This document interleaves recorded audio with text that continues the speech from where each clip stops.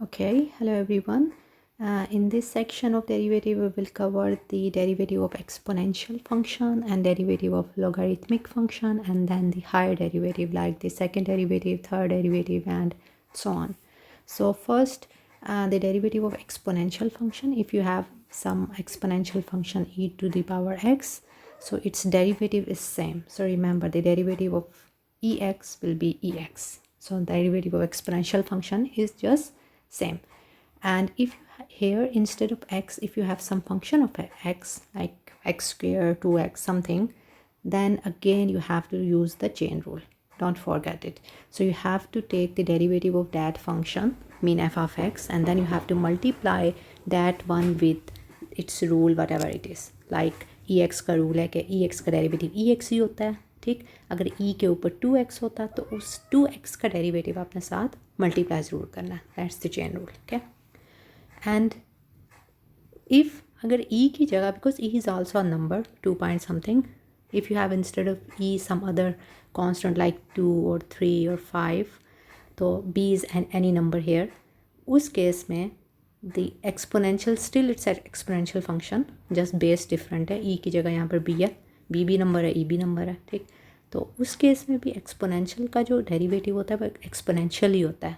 फ़र्क सिर्फ इतना है, ln of b log natural log of b साथ मल्टीप्लाई होता है. Natural log of that base कौन सा था इसमें, b. इस केस में भी असल में होता है, लेकिन ln ऑफ e लिखना ज़रूरी नहीं है क्योंकि वो 1 होता है. We know that from math 101 और from FSC that ln of e is 1. So इसीलिए इसके साथ हम नहीं लिखते थे. यानी ex का जब डेरिवेटिव लेते थे तो सिर्फ ex लिखते थे. You do not right ln of e with it because ln of e is 1. But here if you have something else like e की जगह b हो, then its derivative is not just bx, खाली bx नहीं होगा, ln of this base भी साथ आएगा, ठीक. Similarly, if instead of x you have some function of x, तो रूल तो वही है, उस फंक्शन का डेरिवेटिव साथ मल्टीप्लाई होने से. यहाँ पर एफ एफ एक्स मल्टीप्लाई होना है, यहाँ पर भी F dash of x multiply होना है, ठीक. So that's the rule for E x. Very simple. दोबारा से बता देती हूँ. ई एक्स का डेरिवेटिव ई एक्स होता है, ठीक, इटसेल्फ. ई के ऊपर अगर कोई फंक्शन है लाइक एक्स स्क्वेयर्ड है, एक्स नहीं है, एक्स की जगह कुछ हो रहा है, उसका भी डेरिवेटिव पहले तो रूल अप्लाई होगा. रूल यही आता है कि एक्सपोनेंशियल का डेरिवेटिव इटसेल्फ आता है, ठीक है. ये तो आ गया. अब इस पावर का डेरिवेटिव साथ मल्टीप्लाई होगा विच इज़ 2x. तो आंसर आ जाएगा 2x इंटू ई पावर एक्स स्क्वेयर. क्या, ये तो हो गया ई का. अब b फॉर एग्जांपल 2 के ऊपर x है, आपने इसका डेरिवेटिव लेना है. Still it's an exponential function, so 2x का डेरिवेटिव 2x आएगा. अब साथ क्योंकि बेस इसमें e नहीं है, base is something else, base is 2, so ln 2 साथ ज़रूर मल्टीप्लाई होना है. सिमिलरली अगर 2 के ऊपर x स्क्वेयर्ड होता, उसका डेरिवेटिव, पहले तो एक्सपोनेंशियल का रूल क्या है कि डेरिवेटिव, इसका डेरिवेटिव इटसेल्फ, वो हमने लिख लिया. उसके बाद क्योंकि बेस e नहीं है तो ln 2 साथ आएगा. उसके बाद एक्स स्क्वेयर्ड का डेरिवेटिव भी साथ आएगा. Is it clear? ये तो हो गया एक्सपोनेंशियल फंक्शन. और लॉग का अगर तो नेचुरल लॉग है, ठीक, ln ऑफ x, उसका डेरिवेटिव होता है 1/x. रूल यही है, यहाँ पर जो भी नंबर होगा तो 1/that नंबर उसका डेरिवेटिव होता है. अगर यहाँ पर x की जगह x स्क्वेयर्ड है, सम फंक्शन ऑफ x है, तो उसका भी डेरिवेटिव 1/that फंक्शन होगा. बस जहन में बैठा लो, ln का जो लॉग का जो डेरिवेटिव होता है वो 1/that फंक्शन होता है, ठीक. अगर वो फंक्शन x है तो उसका डेरिवेटिव 1 है, तो 1 तो वैसे ही साथ होता है. But if that function is not x, is something else, तो of course by chain rule उसका डेरिवेटिव साथ मल्टीप्लाई होगा. साथ मल्टीप्लाई या ऊपर लिखो, इट्स बोथ आर सेम, ठीक. बट हेयर ये this was for natural log, mean के log with base e.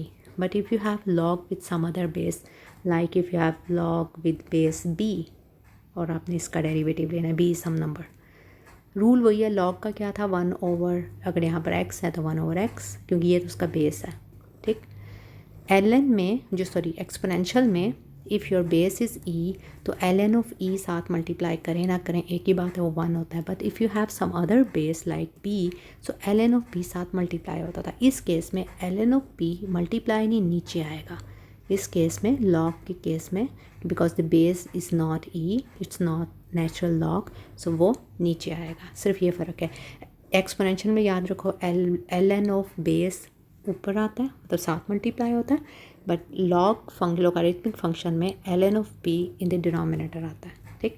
And here if instead of X you have some function of X, तो उस फंक्शन का डेरिवेटिव तो साथ आना ही आना है, ठीक। एग्जाम्पल से आपको ज़्यादा क्लियर होंगी, ठीक। सो और हायर डेरिवेटिव क्या होता है, this notation if for second derivative, एक डैश का मतलब है एक बार एफ़ का डेरिवेटिव लिया, दो का मतलब है कि आपने ये जो एक का लिया हुआ था उसका दोबारा से लेना है, मैंने पहले एक बार लेना है फिर दोबारा, तीन का मतलब है तीन बार, ये दिस इज़ द नोटेशन। जितनी बार भी उसने कहा होगा उतनी बार हम बस लेते जाएंगे, पहले एक का लेंगे फिर दूसरे का, that is the high derivative. It's application like for example आपने किसी कार, कोई object is moving, for example car, and it's for example position is given to you by an equation displacement, and आपने acceleration find करनी है। Acceleration जो होता है ना वो वेलोसिटी का डेरिवेटिव होता है, rate of change of velocity, और वेलोसिटी पोजीशन जो उसका डिस्प्लेसमेंट जो भी है उसका रेट ऑफ चेंज होता है। तो इट्स मीन कि दो बार डेरिवेटिव लेने से एक्सेलरेशन निकलता है, ठीक है। अभी you will see in the examples. Here let's do some examples. First example is exponential function, और exponential, remember the derivative of exponential function is itself. This is the rule for exponential function. जो मर्ज़ी base हो, चाहे e हो, 2 हो, 3 हो, जो मर्ज़ी हो, एक्सपोनेंशियल फंक्शन का डेरिवेटिव इटसेल्फ तो साथ आना ही आना है। सो e पावर जो है 5x का derivative, let me make it larger, it's more better now, okay. So ये तो आना ही आना है क्योंकि इटसेल्फ तो आना ही आना है। This is the rule of derivative of exponential function. अब क्या, अब जो ऊपर जो फंक्शन है हमारा, क्योंकि x नहीं है 5x है, फंक्शन का डेरिवेटिव तो आना ही आना है हमेशा because of the chain rule. So अब इसका डेरिवेटिव साथ मल्टीप्लाई होना है, डेरिवेटिव ऑफ 5x इज़ 5, सो ये हो जाएगा 5e to the power 5x। Similarly see in the next example, again it's an exponential function, so its derivative will be itself, ठीक। Just जो ऊपर एक्सपोनेंट इसका है जो एफ ऑफ एक्स है उसका डेरिवेटिव साथ मल्टीप्लाई होना है, माइनस एक्स का डेरिवेटिव -1, सो ये हो जाएगा minus E to the power E minus X, ठीक। सिमिलरली ये देख लो, इटसेल्फ तो आना ही आना है, उसके बाद ऊपर वाले का डेरिवेटिव साथ मल्टीप्लाई होना है, which will be 2x e to the power x squared. Here if you see in the example number 4, you have two functions and they are being multiplied. So of course you will use the product rule. जब भी दो function multiply हो रहे हो तो of course product rule use होता है. There is no other rule for derivatives. So product rule क्या होता है? You have to take the derivative of first function and second function as it is. Okay? Then you have to take the derivative of the second function and the first as it is. So x यहाँ पे सिर्फ it's mean कि इसका derivative यहाँ लेना है, यहाँ पे सिर्फ इसका लेना है। Derivative of x cubed will be 3x squared, and here the derivative ex is an exponential function, so ex का डेरिवेटिव ex और फिर x का डेरिवेटिव 1, वो साथ लिखें ना लिखें एक ही बात है। तो ये हमारा क्वेश्चन बन गया, ठीक।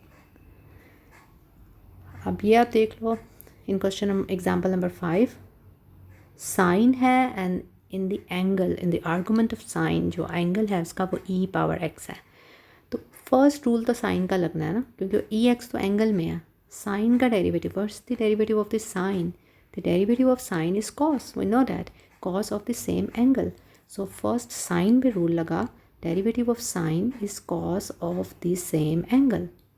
रूल अभी कंप्लीट नहीं हुआ। ट्रिगोनोमेट्रिक फंक्शन में जब भी आप ट्रिगोनोमेट्रिक फंक्शन का डेरिवेटिव लेते हो फिर एंगल का भी डेरिवेटिव साथ मल्टीप्लाई होता है। अब एंगल यहाँ पर किया ex, ठीक है।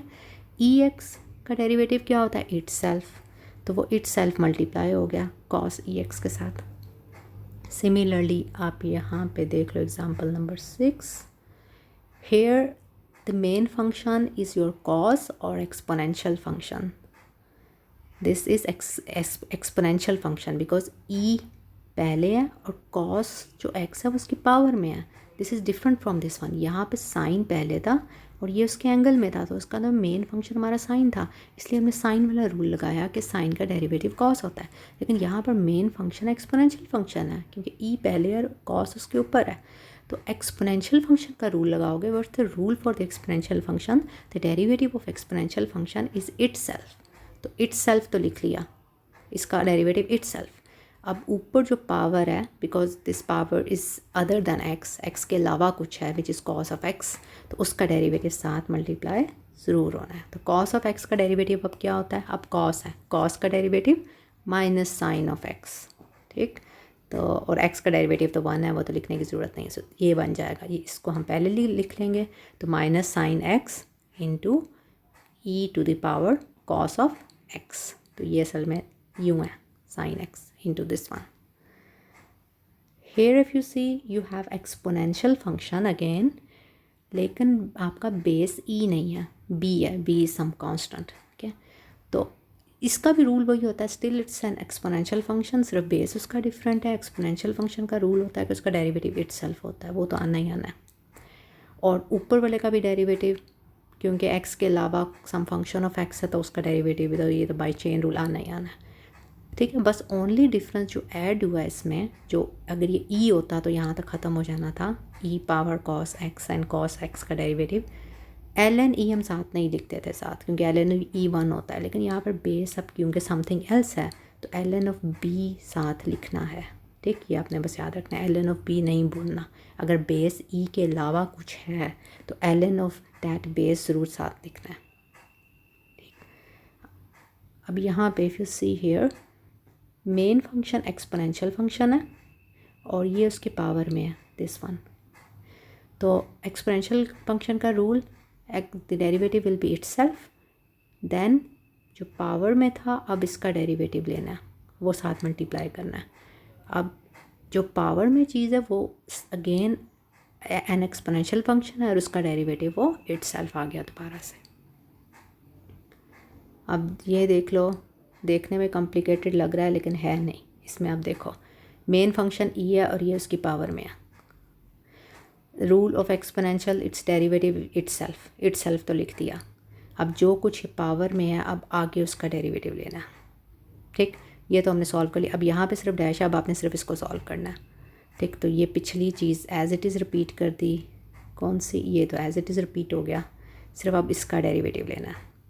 इसका डेरिवेटिव अगेन ये उसके पावर में है, तो इसका डेरिवेटिव इटसेल्फ इनटू जो पावर में चीज़ थी उसका अब डेरिवेटिव। अब ई एक्स का फर्दर डेरिवेटिव क्या होता है? ई एक्स इटसेल्फ, तो ये यूँ बन जाएगा, ठीक। It will be something like this one, okay. चलो ये एक्सपोनेंशियल की कर ली। अब लॉग के एग्जांपल्स कुछ कर लेते हैं, starting from the natural log. Natural log होता है जिसमें बेस आपका क्या होता है? ई होता है, और ये जो ब्रैकेट में लिखा होता है ये इनके मेन फंक्शन है, ये उसके आगे वाला फंक्शन है, और जो यहाँ पे लिखा होता है ये उसका बेस है, और एल एन का मतलब होता है उसका बेस ई है। तो लॉग का क्या रूल था कि जो फंक्शन यहाँ लिखा होगा उसका L N of some function का डेरिवेटिव 1/that फंक्शन, यहाँ पे जो भी फंक्शन है, यहाँ पर जो भी फंक्शन है वो फंक्शन डिनोमिनेटर में आ जाता है, और न्यूमरेटर में इसी का डेरिवेटिव आता है, इसी का, ये जो नीचे लिखा हुआ है ना, इसका डेरिवेटिव न्यूमरेटर में आता है। अगर तो एल एन एक्स है और उसका डेरिवेटिव लेना है, तो क्योंकि ये x है तो ये तो नीचे आएगा, और x का डेरिवेटिव 1 होता है तो ये 1/x हो जाएगा। लेकिन समथिंग एल्स है तो फिर अब उसका डेरिवेटिव ऊपर आना है। तो यहाँ पे आप देख लो ये नीचे आ गया, और जो चीज़ नीचे लिखी है उसका डेरिवेटिव ऊपर आना है, तो ये बन जाएगा, ठीक। Is very simple. और ये एग्जांपल देख लो, सेम उसी तरह ये चीज़ डिनोमिनेटर में आएगी, because that is the rule for derivative of L N function, और नीचे जो चीज़ लिखी है उसका डेरिवेटिव ऊपर आना है, उसका डेरिवेटिव बस निकाल के ऊपर लिख देना, दैट्स द रूल। अब ये वाला क्वेश्चन देख लो, यहाँ पर आपने इसका डेरिवेटिव निकालना है। This example number 5, this ln5, there is no x here, so ln5 is a constant, so derivative of this term will be 0 and derivative of that term, ln7 तो constant है लेकिन x है constant के साथ। constant अगर अकेला हो तो 0 होता है, उसका डेरिवेटिव, अगर उसके साथ x हो तो फिर वो constant as it is multiply हो जाता है और वेरिएबल का हम डेरिवेटिव लेते हैं। तो ln 7 तो एज इट इज़ मल्टीप्लाई हो जाएगा और x का derivative is 1, so that's why it will become ln of 7। Next term में देख लो, sine of pi by 4, there is no x here, it's mean this is again a constant. ये as it is repeat होगा क्योंकि उसके साथ variable multiply हो रहा है। अब वेरिएबल का जस्ट डेरिवेटिव लोगे तो that will be 2x। Derivative of this term will be 0, why, there is no x in this term and also there is no variable with it. Okay, so ये बिल्कुल इसकी तरह ये दो 0 हो गए, बाकी हमने निकाल दिया। अच्छा, ये क्वेश्चन देख लो, पहले कौन सा रूल अप्लाई होना, यू हैव 3, ln के अंदर कॉस है, कॉस के अंदर ex है, तो कौन सा रूल लगाओगे, ट्रिगोनोमेट्रिक का लगाओगे पहले, एक्सपोनेंशियल फंक्शन का लगाओगे कि लॉग का लगाओगे? लॉग का, क्योंकि सबसे पहले ये बाकी सारा कुछ उसके अंदर है। लॉग का क्या रूल है, जो यहाँ पे फंक्शन है वो डिनोमिनेटर में आएगा और जो चीज़ आपने डिनोमिनेटर में लिख दी उसका डेरिवेटिव ऊपर आएगा। ठीक, तो ये नीचे हमने एज इट इज़ लिख दी, अब डेरिवेटिव सिर्फ ऊपर जो चीज़ हमने लिखी है उसका लेना है। कॉस ऑफ ex का डेरिवेटिव, आप मेन फंक्शन कॉस है, कॉस का डेरिवेटिव होता है minus sine of the same angle, और एंगल का डेरिवेटिव ex साथ आ गया। Okay, so if you see ये बन जाएगा। और फर्दर इसको थोड़ा बहुत you can simplify it, because sine of ex over cos of ex is tan of ex।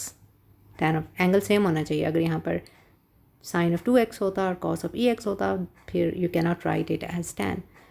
Same angle होगा तो साइन ओवर कॉस tan के इक्वल होता है। ठीक है, योर आंसर अगर यहाँ भी लिखते हो this is also correct, simplify करके लिखते हो this is also correct, both are same. Here you see in example number 14 कौन सा रूल लगाओगे, you have quotient now, quotient rule लगाओगे। यहाँ पे मैंने क्वेश्चन रूल लगाया, डेरिवेटिव पहले ऊपर वाले का, नीचे वाला एज इट इज़, फिर ऊपर वाला as it is, derivative of the denominator and then denominator का होल स्क्वायर। अब जहाँ पे आपका सिर्फ डैश लगा हुआ है, सिर्फ आपने इतने पार्ट को सॉल्व करके यहाँ सब्स्टिट्यूट कर देना है इन दोनों को, बाकी चीज़ें एज इट इज़ रिपीट होंगी। Derivative of ex is ex, derivative of ln of x, ln का डेरिवेटिव क्या होता है, लॉग का क्या होता था 1 ओवर डैट फंक्शन, और डैट फंक्शन का डेरिवेटिव ऊपर, तो इसलिए x का डेरिवेटिव 1 ओवर x। बस ये यहाँ रिप्लेस कर दिया, बाकी जस्ट थोड़ा बहुत सिंप्लीफाई किया, एलसीएम लिया और वो नीचे आ गया। यहाँ पे ln है बेस 2 है, तो सिर्फ फ़र्क कितना है, पहले बेस को भी भूल जाओ, लॉग का पहले रूल लगाओ। लॉग का रूल क्या है, जो यहाँ पे नंबर है फंक्शन है वो नीचे आएगा, उसका डेरिवेटिव ऊपर आएगा। ठीक, अब यहाँ पे क्योंकि base is not e, base is 2, this 2 is base, since base 2 तो ln 2 भी डिनोमिनेटर में आएगा। In the case of exponential function, the ln of base will be multiplied with your derivative जो भी आंसर है, but in the case of log function it will be divided। ये नीचे आएगा, ये ज़हन में बिठा लो, एक्सपोनेंशियल में मल्टीप्लाई होगा और log में डिवाइड होगा, दोनों केस में यही आएगा ln ऑफ द बेस। अगर बेस e है फिर ln ऑफ e लिखने की ज़रूरत नहीं है, लेकिन अगर बेस चाहे वो एक्सपोनेंशियल फंक्शन में चाहे log में अदर देन e है तो आप ln of that number, exponential है तो ऊपर लिखते हो, लॉग है तो नीचे लिखते हो, ये नहीं भूलना। ठीक, अब हायर डेरिवेटिव कर लेते हैं, सिंपल है। अगर आप x पावर 5 है, इसका ये थर्ड 3 बार डेरिवेटिव लेना है। ठीक है, इसके बाद 3 डैश लगन 3 बार लेना है, पहले फर्स्ट टाइम, पहले इसका एक बार डेरिवेटिव लो बाय पावर रूल, 5 नीचे आ गया, x पावर में से एक कम। अब सेकंड बार लेना है, सेकंड बार का मतलब है जो ऑलरेडी आप ले चुके हो उसका एक और बार लेना है, y डैश का दोबारा डैश लेना है। तो ये जो 5x4 है अब इसका लेना है, ये 4 इधर मल्टीप्लाई हो गया, 20 पावर में से एक अब 20x क्यूब्ड। ठीक, अब 3 टाइम मतलब जो सेकंड टाइम लिया हुआ था इसका दोबारा से लेना है, तो 20 into this 3 will be 60 and 1 number will be reduced from the power, that will be x squared. Okay, similarly you can see this example, it's easy, the example number 17. Let's go to example number this 18 or maybe 19, let's do 18. So ये आपका function है, b है, b कोई number होगा, कोई constant number है। ठीक, cos और x, तो आपने डेरिवेटिव सेकंड 2 बार लेने हैं, सेकंड डेरिवेटिव पहले रूल क्या है, this is an exponential function, the derivative of exponential function is itself लिख दिया bx। उसके बाद ऊपर वाले का डेरिवेटिव साथ आना है, कॉस ऑफ एक्स का डेरिवेटिव माइनस साइन एक्स, ये भी लेना है हमने। Here since the base is not E, so L N of base साथ आना है। एक्सपोनेंशियल है तो मल्टीप्लाई होता है, लॉग होता है तो डिवाइड होता है। Since it's exponential function so L N of B multiply हुआ साथ। तो ये तो हमारा हो गया फर्स्ट डेरिवेटिव। अब हमने इसका दूसरी बार डेरिवेटिव लेना है। अब हमने जब दूसरी बार डेरिवेटिव लेना है, L N of B constant है, इसमें कोई एक्स नहीं है, मतलब कि ये तो डेरिवेटिव के साथ वैसे ही मल्टीप्लाई हो गए, तो बाहर चला जाएगा डेरिवेटिव कि ये माइनस साइन भी बाहर ले जा सकते हो। तो बाकी जो फंक्शन सिर्फ रह जाएगा जिसमें एक्स है, एक साइन एक्स में है, एक B power cos of X में। इसका मतलब अब इन दोनों का डेरिवेटिव लेना है, and these two function are being multiplied, so you will use the product rule in these two function and this minus L and B just will multiply with the whole thing. Okay, तो इसका मतलब है minus, क्योंकि उसमें x नहीं है तो यहाँ पे ये देखो इसको हमने बाहर लिख लिया, तो डेरिवेटिव सिर्फ इसका लेना है। जिस तरह कांस्टेंट होता था ना, कांस्टेंट को बाहर लिख लेते हैं और कांस्टेंट के साथ अगर कोई एक्स होता है तो सिर्फ हम उस एक्स का डेरिवेटिव लेते हैं, वही काम कर रहे हैं। L N minus L N B constant है, उससे हमने डेरिवेटिव से बाहर लिख दिया, और जिस टर्म्स में एक्स इन्वॉल्व है उनका डेरिवेटिव लेना है। जिसमें एक्स इन्वॉल्व है, एक साइन एक्स है, एक बी की पावर कॉस ऑफ एक्स है, क्योंकि पावर में कॉस ऑफ एक्स है ना, एक्स आ गया उसमें। तो these two function are being multiply, so you will use the product rule in these two. Product rule में जिस तरह आप देखो ना, derivative of the first function लोगे, second one as it is, then the first one as it is, and then you will take the derivative of the second function.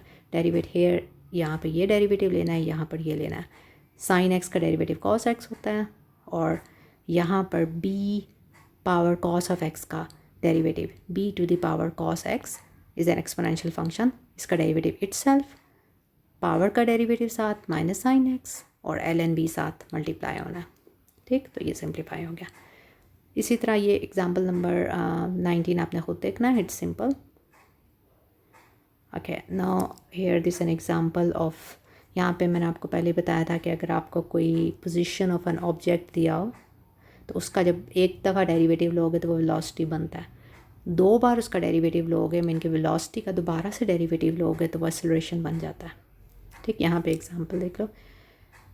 If the position of a car moving along a straight line is given by this, ये car की position दे रहा है। Position का मतलब है यहाँ पे t0 पुट करेंगे तो फॉर एग्जांपल 1 मीटर पर है, और t 1 मिनट या 1 सेकंड बाद, मतलब t को यहाँ पे 1 अगर मैं पुट करूँ तो क्या देगा, ये 2 देगा, मतलब 2 मीटर पर पहुँच गया। ये मतलब कि टाइम के साथ साथ उसकी पोजीशन दे रहा है, तो ये उसकी पोजीशन इक्वेशन है। ठीक, अब वेलोसिटी इसका फाइंड करना है, एन एक्सेलरेशन। पोजीशन का एक बार डेरिवेटिव लें तो हमें पता है वो वेलोसिटी आता है, तो इसका डेरिवेटिव लेंगे 3t क्यूब्ड का derivative 3t square, 3 into 3 will be 9, so 9t square, और माइनस 2t का डेरिवेटिव -2। ये तो हो गया वेलोसिटी। अब एक्सेलरेशन क्या होता है, वेलोसिटी का फर्दर डेरिवेटिव, या आप कह लो जो पोजीशन था उसका 2 बार डेरिवेटिव। एक बार लिया तो वेलोसिटी, दूसरी बार अब इसका डेरिवेटिव लोगे तो दैट विल बी 18t, तो 18t इसका एक्सेलरेशन आ गया। ठीक, एग्जांपल नंबर 2 भी आप इसी तरह देख लो। इसमें भी कार की जो पोजीशन दी हुई है, एक पोजीशन इक्वेशन ये दी हुई है। ठीक, आपने फाइंड क्या करना है, इट्स एक्सेलरेशन एट टाइम 5। अच्छा, यहाँ पे किस टाइम पे कह रहा है, तो ये जो टी का रोल है जहाँ पे टाइम दिया हुआ है, ये you have to substitute it at the end, start में ना पुट करना, एंड में। ठीक, पहले आपके पास ये एस टी था, इसका हमने एक टाइम डेरिवेटिव लिया, दिस इज़ वेलोसिटी, लेकिन यहाँ पर हमने एक्सेलरेशन फाइंड करना है, तो उसका 2 बार डेरिवेटिव लेंगे तो डैट विल बी एक्सेलरेशन। और वो कह रहा है ये एक्सेलरेशन आ गया क्योंकि वो t5 पे कह रहा है, तो यहाँ पे हमने t की जगह 5 पुट कर दिया, तो ये इसके एक्सेलरेशन है 232 जो भी होगा इसका यूनिट। ठीक है, मीटर है, किलोमीटर पर सेकंड स्क्वायर जो भी है। अच्छा, here we have and then some properties of log. Let's see another example. इस एग्जाम्पल में भी if you see this is position is given and you have to find the velocity and acceleration, and then you have to find its velocity when it impact the ground. For example, a thing is falling from some height which is given 30 meter. Okay यहाँ से कोई चीज़ मतलब यहाँ फेंक रहे हैं, गिरा रहे हैं नीचे, और यू नो दैट जब ऊपर से कोई चीज़ नीचे गिरती है so you have some gravitational earth gravitational force constant which is 9.81 which is also given in this example, and the position of object is given. This is the position of that object at any time t. So सबसे पहले in part A में you have to find just velocity and acceleration, and you know how to find the velocity and acceleration. If the position is given, you will take the first derivative of that position, you will get the velocity, and if you take the second derivative of that position, then you will get the acceleration. ये तो निकल आएगा. In the second part, it said that if the height is 30 meter, okay, how long will it take until this object hits the ground? एक तो time आपने पहले देखना है कितना टाइम उसको लगेगा यहाँ से जब वो ग्राउंड पे आएगा, और ग्राउंड में जब वो आएगा इम्पैक्ट करेगा तो उस टाइम आपने उसकी वेलोसिटी भी बतानी है. तो पहले टाइम फाइंड करते हैं. ठीक, क्या चीज़ हमें गिवन है, उस एक तरह से हमें उसका पोजीशन गिवन है कि अभी वो कहाँ पर है. तो एस टी जो अभी यहाँ से स्टार्ट हो रहा है वो मतलब जब टी ज़ीरो है, जब उस आपने यहाँ से इस ऑब्जेक्ट को मतलब छोड़ा है तो उस टाइम डिस्टेंस मीन कि उसका पोजीशन अर्थ से 30 मीटर है. तो इट्स मीन कि एस टी की value in this equation, this is our position equation, in this equation instead of st you will place 30, that's given 1/2 as it is, g की जगह 9.81 because that is also given, and t जो हमने find करना है time. तो you will simplify this one, and then from here you will evaluate t which is approximately 2.47 seconds. Okay, and here we will consider only the positive one because the time यहाँ पे negative तो नहीं होगा, negative नहीं होगा, इसलिए हम square root का सिर्फ पॉजिटिव ले रहे हैं. ये तो टाइम आ गया. अब वेलोसिटी भी हमने फाइंड करना था एट दैट टाइम, मतलब ये टाइम है, इस टाइम पे ऑब्जेक्ट की वेलोसिटी क्या थी. वेलोसिटी हमने ऑलरेडी फाइंड किया हुआ जी टी के इक्वल है. ठीक, तो ये हमारी वेलोसिटी है, जी की वैल्यू हमें गिवन है, और टी ये जो हमने टी निकाला यहाँ पुट कर देना. तो उस वक्त उसकी जो वेलोसिटी थी वो 24.2 मीटर पर सेकेंड थी.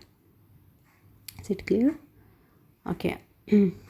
There are some properties of log, and these are very important because you already have covered these properties of log in math 101 or maybe in FSC, and here we will use them in order to simplify the derivative. For example, sometime अगर log की property आप पहले use कर लो then derivative लेना बहुत easy हो जाता है, बजाय कि आप डायरेक्ट पहले लॉग का उस पर रूल अप्लाई करो. ठीक है, जहाँ सिंप्लीफाई हो रहा है we can first simplify it by using these properties and then we will take its derivative. And what are these log properties? I will just go through them very quickly. Log की property ये है, log of any base, this is for any base, इसलिए मैंने यहाँ पे पहले any base के साथ लिखा है, फिर वही सेम प्रॉपर्टी मैंने विद बेस ई मीन के एल एन के साथ लिखा है. This property for any base. So log of b, b is any base, here are two function x and y, यहाँ पे कुछ दो फंक्शन है. ठीक है, या कोई भी दो नंबर है, anything, they are being multiplied. तो लॉग की प्रॉपर्टी ये होता है कि अगर लॉग के यहाँ पे जो दो नंबर अगर मल्टीप्लाई हो रहे हों, अगर आपने उनको अलग अलग करना हो तो दरमियान में प्लस साइन आता है, क्योंकि अगर आपने एक्स और वाई को अलग करना हो तो log of x of the same base जो भी था, then log of y of the same base. In the case of division आपका माइनस आएगा, तो मल्टीप्लिकेशन में जब वो अलग होंगे तो ऐड होंगे, डिवीजन की केस में जब वो ऐड अलग होंगे तो वो सब्ट्रैक्ट होंगे. ठीक है, पहले में से दूसरे को पहले में से सब्ट्रैक्ट करना है. Same property for l n. ठीक, another very important property is that कि अगर आपका यहाँ पे कोई नंबर है उसकी होल पावर है, तो this is a property of log, ताकि ये पावर जो है this will become before log, log से पहले आ जाता है, मतलब एन एक्स की जो पावर थी वो लॉग से पहले आ जाएगा. ठीक, सिमिलरली फॉर एल एन. और दिस प्रॉपर्टी इज़ 1/x का जो लॉग होता है वो माइनस पहले आ जाता है. This is in fact this previous property, क्योंकि x को अगर मैं यूँ लिख लूँ ना 1/x को, तो ये -1 पहले आ जाएगा, तो ये वही बन जाएगा. तो this property is in fact drive from this property number 3rd. Another property, अगर आपका लॉग ऑफ एनी बेस है तो यू कैन री right them in natural log by log of this x divided by ln of x divided by ln of b. अब इनका use कैसे होता है? अब फॉर एग्ज़ाम्पल आपने ये फंक्शन है, let me maximize it a little bit. For example ये फंक्शन है, अब आपने इसका डेरिवेटिव लेना है. अभी just forget about this property. अगर आपने इसका डेरिवेटिव लेना हो तो कैसे लेना था इसका? What's the rule for the derivative of log function? Log का डेरिवेटिव होता है 1/that फंक्शन नीचे आता है. मतलब अगर हम ये प्रॉपर्टीज़ ना लगाते तो ये जो बड़ा सा फंक्शन है जो भी है इसने नीचे आना था, इस सारे फंक्शन ने ऐसे नीचे आना था और फिर इसका डेरिवेटिव ऊपर आना था. And in order to evaluate its derivative, you have to use the product rule and then power rule inside the product rule. So it will be a lengthy question, and it will be a little bit complicated. Okay, but if we use the log property first, because here we have ln, so we can use the log properties, and then if I take the derivative, you will see that time भी काफ़ी इसमें कम लगेगा और जो calculation है वो बहुत simple हो जाएंगी. ठीक, अब लॉग की प्रॉपर्टीज़ आपको आनी चाहिए. दिस इज़ ln और ये दो फंक्शन हैं, they are being multiplied.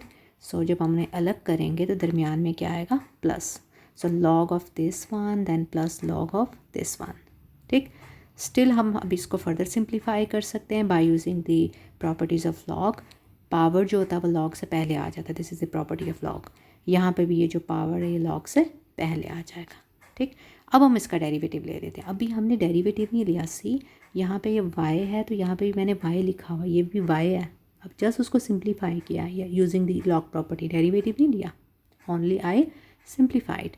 No you have to take the derivative. अब हम इसका डेरिवेटिव लेते हैं. ठीक, अब ये ln ऑफ दिस है, ये बहुत सिंपल बन गया. कोई पावर नहीं है, कोई प्रोडक्ट नहीं है, बस एक ही टर्म है. तो ln ऑफ दिस टर्म का डेरिवेटिव 1/this थिंग और दिस थिंग जो नीचे है उसका डेरिवेटिव ऊपर. सिमिलरली ये जो चीज़ है ये नीचे आ गया और इसका डेरिवेटिव ऊपर. तो अब आप देखोगे कि कितना सिंप्लीफाई हो गया. सिमिलरली यहाँ पे आप देख लो,